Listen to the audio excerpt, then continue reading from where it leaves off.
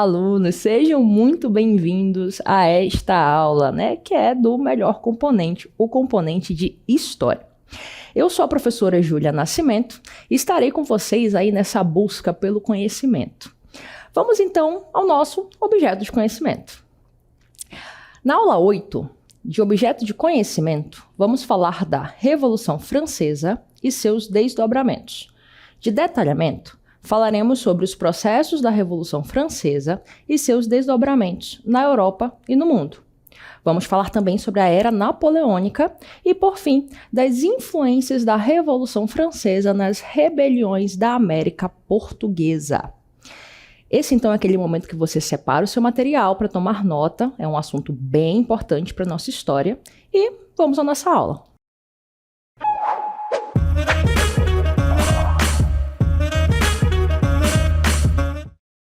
Olha onde a professora foi parar, não é mesmo? Falando agora sobre a Era Napoleônica, um período pós-Revolução Francesa, tá? Estou aqui no que a gente vai chamar de Palácio dos Espelhos, Sala dos Espelhos, tá? No Palácio de Versalhes, na França. Tá, professora, mas por que esse palácio é tão importante? Bom, o Palácio de Versalhes, ele vai ser um símbolo da monarquia francesa, e essa sala especificamente, ela vai trazer algumas questões, algumas valorizações, políticas, econômicas e artísticas, Então a gente vai ver, por exemplo, que no teto, há algumas pinturas, cerca de umas 30 pinturas aí, que mostram alguns eventos vitoriosos da política francesa, e vai estar presente aí nessa abóbada, nessa parte abaloada aí do teto. Os espelhos, nesse contexto, vão representar a evolução econômica da França, Então eles vão entrar aí em competição com Veneza, na produção de espelhos. Então é algo que chama atenção, são cerca de 357 espelhos nessa sala, por isso o nome Sala dos Espelhos, e teremos em suas pilastras demonstrações do estilo francês, demonstrando aí como a arte na França também terá o seu valor. Agora que eu já expliquei aí o contexto do porquê estou aqui, no Palácio de Versalhes, na Sala dos Espelhos, vamos falar de uma figura bem importante quando falamos da Era Napoleônica. Ele, Napoleão Bonaparte. Então venha me encontrar, Napoleão. Olha, chegando no seu cavalo, Então, neste momento, vou falar desta figura, Estou falando aí de Napoleão Bonaparte, um general que vai somar vitórias militares, Ele vai ser um estudioso de estratégias, vai ter destaque já na Revolução Francesa, culminando, em sua ascensão ao fim da Revolução. A gente vai chamar esse evento de Golpe do 18 Brumário, ou seja, feito na época das Brumas. O calendário francês, na época da Revolução Francesa, ele vai adotar outros nomes, tá bom? Diferente do calendário gregoriano, que é o que a gente utiliza. Então, basicamente, estaria falando ali mais ou menos do mês de novembro, tá bom? No caso do golpe do 18 Brumário. Esse evento vai marcar o momento em que ele, Napoleão Bonaparte, ascende ao poder. E a partir dali, ele vai ter diversas ações que vão ser bem importantes para o desenvolvimento francês, Não só a expansão territorial, mas ele vai investir na cultura, na educação, na modernização e no processo de industrialização da França, o que vai beneficiar o grupo da burguesia, tá bom? Que era um grupo que vai se tornar bem importante nesse contexto, tá bom? Então vamos falar um pouquinho sobre uma das suas maiores ações, que é o seu Código Civil. O Código Civil Napoleônico, ele data de 1804. Esse código vai garantir os avanços, das ideias da Revolução Francesa. Lembrem-se, que a gente está falando aí de ideais de igualdade, fraternidade e liberdade, não é? Ele vai distribuir princípios como a igualdade de todos perante a lei, que será base de leis e de constituições em diversos países, Inclusive, a nossa Constituição, ela prega a liberdade de todos perante a lei, Então, vemos aí como esse Código Civil, ele vai ser determinante. Ele vai assegurar o Estado laico. Tá, professora, mas o que é isso? Estado, com E maiúsculo, significa nação. país. Ter um Estado laico significa que ele não tem uma religião oficial. Logo, o Estado, ele é político, né? Você não tem ali, você não está atrelado a nenhuma instituição religiosa, podendo assim seguir qualquer religião ou religião nenhuma, tá bom? Então essa separação entre Estado e Igreja vai demonstrar a importância que Napoleão Bonaparte dava ao seu governo, ok? Influenciou as leis de diversos países do mundo, né? Como eu acabei de citar, inclusive o caso do Brasil. Ele também vai garantir, por exemplo, o divórcio civil, coisa que não era comum na época, tá? Olha só que interessante quando eu falo sobre a ideia de separação de Estado e Igreja. Napoleão Bonaparte, quando ele inicia, né, seu processo, porque assim, nós tivemos 3 fases da era napoleônica, tá? A fase do consulado, onde ele se torna o cônsul principal, mas existiam 2 cônsules junto com ele, governando, né, por mais que ele fosse o principal. Aí ele faz um plebiscito. O que é um plebiscito? Uma votação popular para indicar se as pessoas queriam que a França se tornasse, né, um império onde ele seria o imperador. É claro, né, já estava num contexto de expansão territorial. Ele era assim, o exército de Napoleão Bonaparte era extremamente forte, né, precisamos lembrar disso daí. E a terceira fase, que é o governo dos 100 dias, que a gente vai chegar nesse momento, tá? E aí, nessas 3 fases, nós vemos aí, né, que Napoleão Bonaparte de cônsul se torna imperador.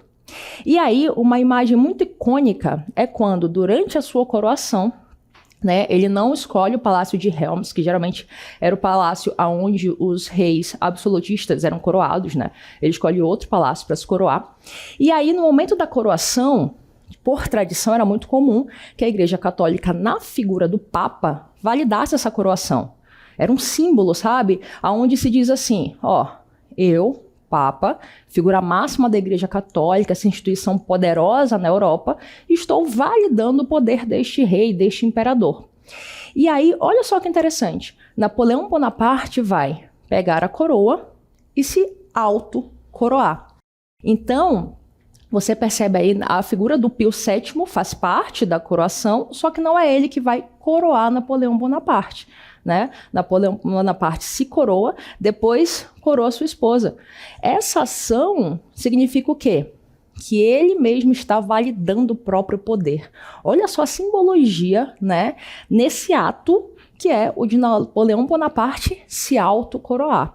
Então percebam o quanto foi importante a sua figura, né, não só para a política, mas para a economia, para a sociedade, para a cultura da história, tá bem? Perfeito. Dando continuidade agora ao nosso texto, vamos falar da expansão do Império Francês. Napoleão liderou campanhas militares bem-sucedidas, que resultaram na expansão do Império Francês por grande parte da Europa.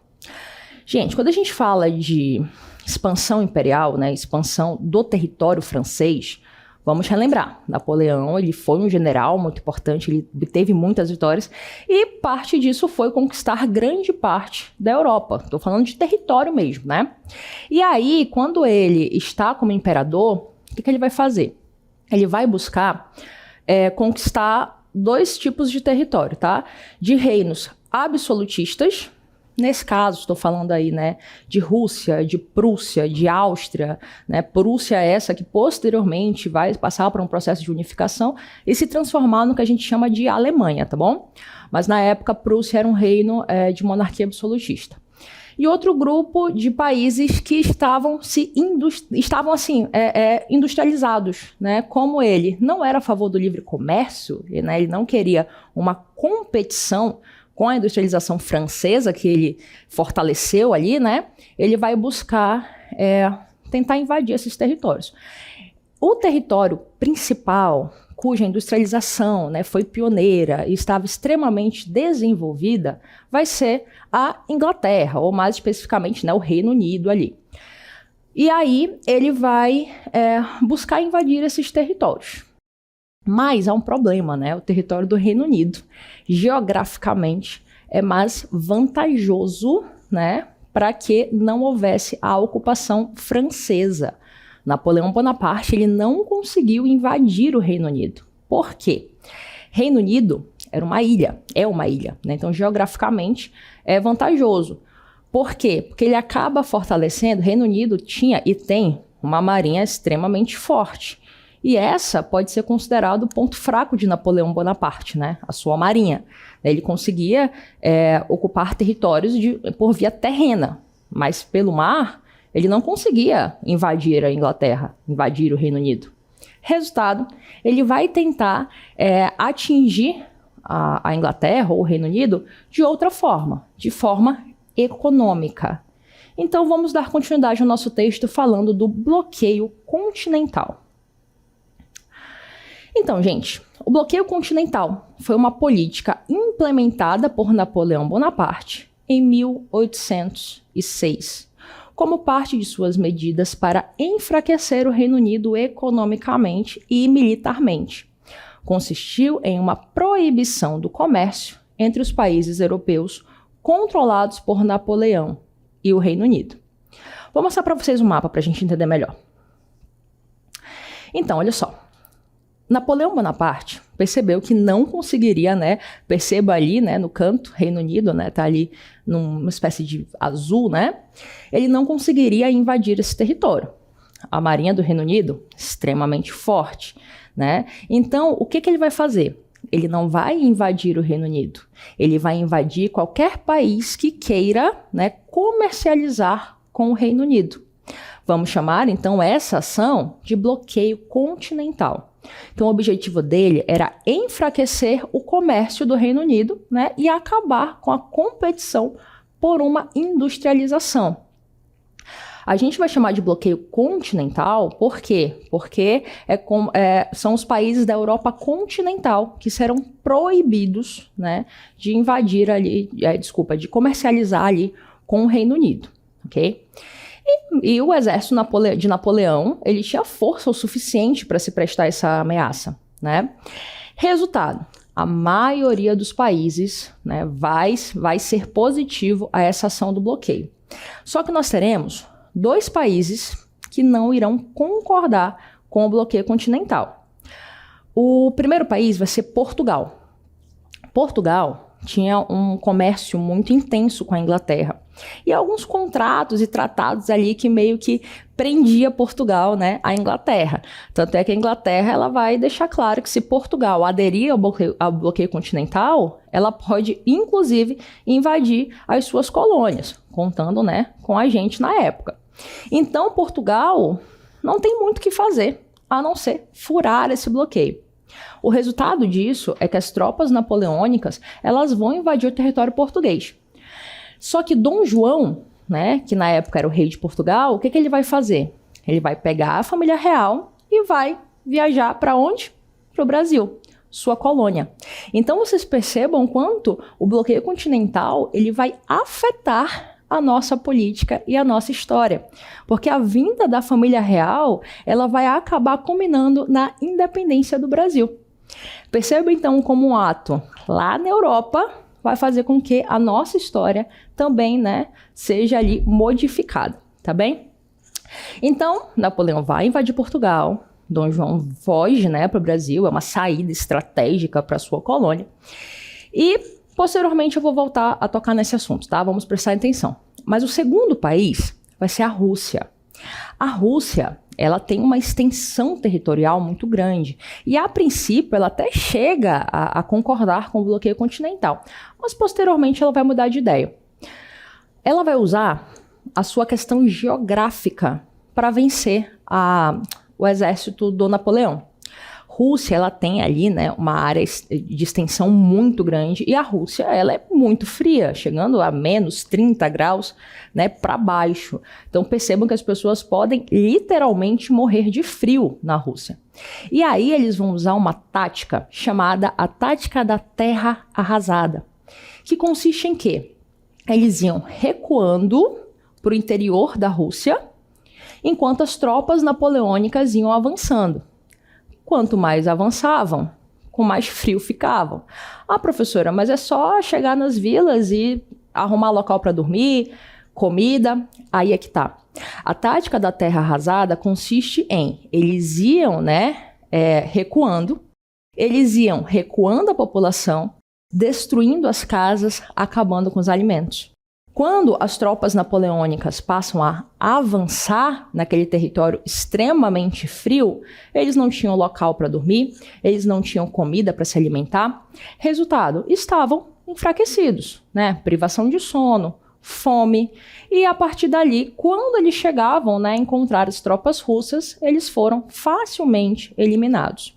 Essa derrota para a Rússia, ela vai ter um preço caro para Napoleão Bonaparte, né? Porque Napoleão ele venceu inúmeras batalhas. Contudo, o fato de Portugal e Rússia terem batido de frente com Napoleão, terem furado o bloqueio continental e, mais do que isso, Rússia ter conseguido, né, de alguma forma frear o exército de Napoleão Bonaparte, fez com que o seu governo enfraquecesse. Lembremos que entrar numa guerra e defender novos territórios é bastante caro, né? Então, geralmente entrar em guerras tão longas, né, e com derrotas cobra um preço econômico bastante grande, tá bom? Vamos falar então da última fase da era napoleônica, que é o governo dos 100 dias. Temos então um momento em que Napoleão foi forçado a abdicar. Isso por conta, né, das derrotas que ele teve, né, foi considerado uma derrota contra Portugal por não conseguir capturar ali, né, o rei português, e pela derrota na Rússia, e foi exilado para a ilha de Elba, tá, que vai ficar ali na Itália. No entanto, ele escapa e retorna à França em 1815, iniciando o período conhecido como os 100 dias. Obviamente, né, o nome governo de 100 dias se dá porque durou cerca de 100 dias. O Napoleão Bonaparte, ele era muito benquisto pela população, né? A população gostava muito da figura dele, era uma figura emblemática, era uma figura carismática, né? Trouxe muitas vitórias para a França, expandiu o território francês, tomou medidas consideradas de uma supermodernização, né, no finalzinho ali do século XVIII e início do XIX. E por conta disso, logo quando ele foge e retorna à França, o rei Luís XVIII ele já faz essa função, né, de fuga. Ele já deixa o governo para que Napoleão Bonaparte possa assumir esse governo, tá bem? A partir daí, ele inicia esse governo, só que ele continua com essa busca, né, de se tornar uma pessoa dominante na Europa. Continua, então, nessa busca de invadir novos países e mostrar a sua força, né, não só força militar, mas sua força econômica, né, indo novamente guerrear contra diversos países, incluindo a Inglaterra. E aí o que acontece? Ele luta a sua última batalha. Vamos falar de uma batalha chamada a Batalha de Waterloo. A tentativa de retorno de Napoleão ao poder foi interrompida na Batalha de Waterloo, em 1815, onde ele foi derrotado pelas forças britânicas e prussianas. Britânicas, né, refere-se aí ao país Inglaterra, e Prússia lembra que eu falei para vocês, né, que Prússia posteriormente vai se unificar e vai se tornar o que a gente entende por Alemanha, tá bom? Ele foi posteriormente exilado para a ilha de Santa Helena, que fica na África, tá? Onde morreu em 1821. Tá? As causas da sua morte nunca foram deixadas claras, tá, gente? Então a gente não sabe exatamente, tem algumas versões aí de sua morte. A questão é que Napoleão Bonaparte vai ser novamente, né, derrotado no mar, né? A Batalha de Waterloo vai ser uma batalha onde a Inglaterra, mais uma vez, consegue se sobressair melhor, afinal a sua marinha é, até hoje, né, extremamente forte. Vou lembrar para vocês, por conta da questão geográfica. Se você é um país que é uma ilha, logo você precisa fortalecer, né, o seu transporte marítimo, né? Então, por via marítima, Napoleão Bonaparte não conseguiria derrotar a Inglaterra, como não conseguiu. O que precisamos lembrar que não o torna uma pessoa fraca, tanto é que fica na história como um grande estrategista, como um grande militar e uma figura muito benquista na França. Contudo, né, essa questão política e econômica, né, e todas essas transformações que ele trouxe, essa luta contra reinos absolutistas, ela vai acabar sendo reafirmada no congresso chamado Congresso de Viena, que vai acontecer aí pós-era napoleônica. Então vamos falar do Congresso de Viena. O Congresso de Viena foi uma conferência diplomática realizada em Viena, de setembro de 1814 a junho de 1815. Lembrando que Viena fica na Áustria, tá bom, alunos? Com o objetivo de reorganizar a Europa após as guerras napoleônicas e restaurar um equilíbrio de poder entre as nações envolvidas. Alunos, lembra que eu falei para vocês que houve uma expansão territorial bem grande. Napoleão Bonaparte vai acabar conquistando diversas áreas, né? E essas áreas, elas se tornam áreas correspondentes à França, que tem que responder à França, tem que pagar impostos e afins. Inclusive, países que apoiavam, tá? Como vai ser o caso da Espanha, elas vão invadir, né, a Espanha aí para chegar até Portugal, naquele momento que eu falei para vocês, né, do Dom João. Aí o que acontece? Vai haver o Congresso de Viena, né? Esses países vão se reunir. E qual vai ser quando eu falo esses países, tá, gente? Estou falando de Prússia, de Áustria, de Rússia, de Inglaterra. A Inglaterra, inclusive, ela vai ser uma das que mais vai dominar o Congresso de Viena, tá? E qual vai ser o objetivo deste congresso principal? Vai ser levar de volta o território que foi tomado por Napoleão Bonaparte e devolver aos herdeiros legítimos. Quem são os herdeiros legítimos? Né? As famílias, as monarquias que estavam estavam no poder, né, que estavam ali, ocupavam o principal cargo monárquico antes da invasão napoleônica. Tá, professora, mas espera aí. A senhora falou que a Inglaterra, que já é industrializada, né, estava apoiando monarquias absolutistas? Exatamente isso que eu falei, tá bom? A Inglaterra, ela vai trazer de volta essa ideia dos herdeiros legítimos, vai devolver esse território a esses herdeiros, trazendo essa ideia, né, de monarquia absolutista de volta. Por quê? Porque a Inglaterra, ela não queria que houvesse, né, como houve na França, uma tentativa de concorrência industrial. A França se industrializou com o Napoleão Bonaparte e, por conta disso, ele quis, né, eliminar economicamente ali a Inglaterra.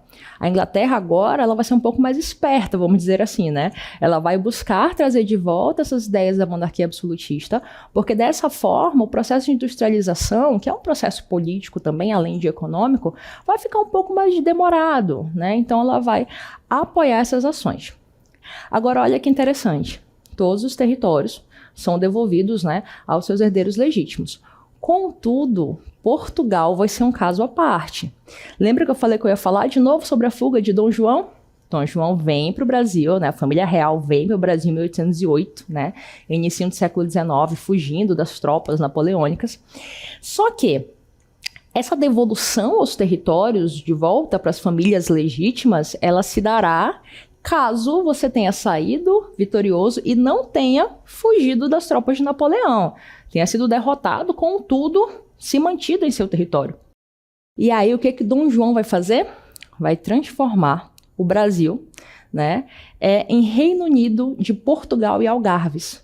Ele vai fazer com que o Brasil deixe de ser colônia e se torne um Reino Unido a Portugal. Nós nos tornamos, a partir daí, por conta do Congresso de Viena, né, um território português que não está grudado a Portugal, né, que está ali além mar. Dessa forma, o que ele vai argumentar? Eu estou em solo português. Contudo, não era, né, o mesmo solo ali, mas ele estava em solo português. Logo, deveria voltar às suas mãos, né, ali o reino português, tá? Então, percebam como, mais uma vez, algo ocorrido na Europa, como foi o Congresso de Viena, vai modificar a nossa história. Por quê? A gente deixar de ser colônia e se transformar em Reino Unido faz com que a gente dê mais um passo aí no que a gente vai chamar de independência do Brasil, né? Afinal, não somos mais colônia, né? Nós somos um Reino Unido de Portugal. Percebam, né? Perfeito. Vamos agora falar sobre as influências, né, da Revolução Francesa na América Portuguesa. Temos, então, 3 eventos, tá? O primeiro a gente vai chamar de Conjuração Baiana de 1798. Conjuração por quê? Porque vai haver, né, uma entrega do movimento. Quando alguém chega, né, e fala que o movimento vai ocorrer, né, então por conta disso o nome conjuração. Vai acontecer algo bem parecido na Inconfidência Mineira, por isso que a gente também consegue chamar de Conjuração Mineira, tá bom? Também podemos chamar a Conjuração Baiana de Revolta dos Alfaiates, tá? Também é um nome que pode se dar a esse movimento. O que foi a Conjuração Baiana e por que ela tem a ver com as ideias da Revolução Francesa?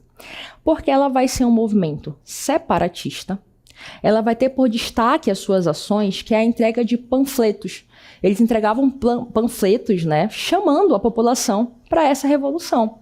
Eles queriam se separar, se tornar independentes, né, e a partir dali instaurar uma república, aonde nesta república haveria igualdade de direitos a todos.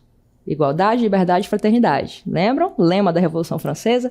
Então percebam aí, né, a presença desta revolução em movimentos brasileiros. Então a Conjuração Baiana ela vai se dar, né, através dessa chamada, através dos panfletos, vão ser bem importantes. E aí, né, o governo ele vai conseguir segurar a revolta, né? Não vai ser uma revolta de sucesso, infelizmente. Contudo, eles vão punir primeiramente aos escritores do panfleto, né? Então percebam aí o quanto essa medida ela é interessante nesse primeiro momento, tá bem? A segunda revolta que a gente vai ter, que vai ter a influência aí da Revolução Francesa, vai ser a Inconfidência Mineira. Vai datar ali de 1789.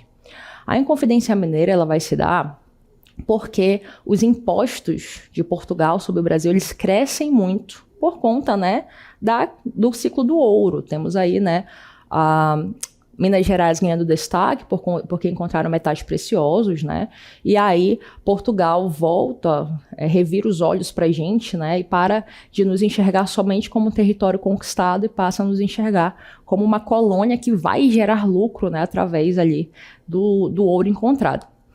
E a partir dali, por conta de algumas questões naturais e de guerras e de alguns acordos e tratados, Portugal precisa, né, aumentar os impostos e aí vai se voltar, né, para Minas Gerais. Nessa época também vai existir a transferência de capital para o Rio de Janeiro, né, por conta do ouro, o que vai causar, né, ali no Nordeste, também vai ser um dos motivos da Conjuração Baiana, né, uma crise econômica e vai voltar, focar uma política ali mais forte na região sudeste brasileira, tá bom? Inconfidência Mineira, né, não vai dar certo, mais uma vez alguém vai entregar, né, o movimento vai fracassar e teremos aí a morte exemplar de uma figura que a gente conhece até hoje, né, que é a figura de Tiradentes, né? Tiradentes, o chamado herói da Inconfidência Mineira. E de última revolta, teremos aí a Revolução Pernambucana de 1817. Aí já temos, né, um pós, inclusive, era napoleônica, que acaba em 1815, que basicamente também será um movimento separatista, né? Também vai ter ideias de república, né? Vai se discutir também a ideia abolicionista, né, por mais que não haja aí uma completude de ideias a favor de uma abolição da escravidão. Mas, enfim, também é um movimento que não vai dar certo, mas que é pautado em ideias iluministas, vai ter como exemplo ali a luta da Revolução Francesa, tá? Vai estar bem presente nessa influência na América Portuguesa. Inclusive, gostaria de dar destaque na ideia da América Portuguesa, né? Quando a gente fala de América Portuguesa, estamos falando do território na América que foi colonizado por Portugal, ou seja, Brasil, né? Então, quando falarmos de América Portuguesa, associe a nossa história, tá? A história brasileira. Então, alunos, essa foi a aula de hoje. Espero ter colaborado com o conhecimento de vocês. A ideia pós-Revolução Francesa, é claro que a Revolução ela vai continuar tendo seus impactos ali, né? Inclusive na era napoleônica, no Código Civil e afins.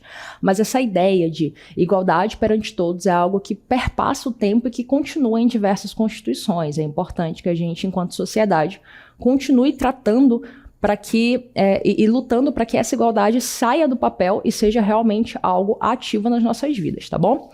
Espero ter colaborado e até a próxima aula. Tchau, tchau.